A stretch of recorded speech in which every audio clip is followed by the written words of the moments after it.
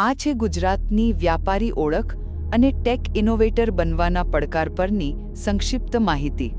તમે જુઓ, દુનિયાભરમાં ગુજરાતીઓ એમના ધંધાકીય કોઠાસૂઝ માટે જાણીતા છે, ખરું ને? પણ આજના ટેકનોલોજીના યુગમાં બેંગ્લોર અને હૈદરાબાદ જેવા શહેરો સ્ટાર્ટઅપની દુનિયામાં આટલા આગળ કેમ છે? ચાલો આ અહેવાલમાં આ જ સવાલનું વિશ્લેષણ કરીએ.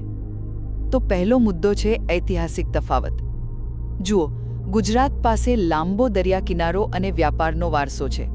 એટલે પેઢીઓથી અહીં નફા નુકસાન અને મિલકત પર આધારિત બિઝનેસ શીખવાડવામાં આવ્યો.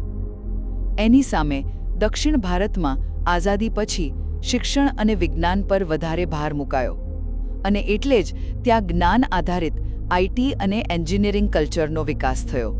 બીજું છે માનસિકતાનો ફરક. ગુજરાતી ધંધો મોડલ કેવું હોય? પહેલા દિવસથી નફો અને ઓછા ખર્ચે કામ કરવું.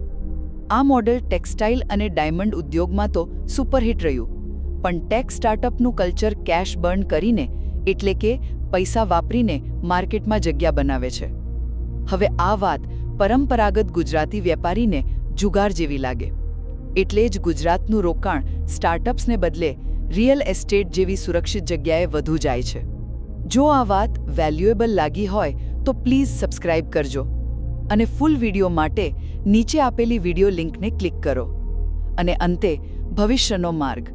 ગુજરાત સામે અત્યારે ટેલેન્ટને આકર્ષવાનો અને અહીં ટકાવી રાખવાનો મોટો પડકાર છે. કારણ કે યુવાનો સારી તકો માટે બેંગ્લોર જેવા શહેરોમાં જાય છે.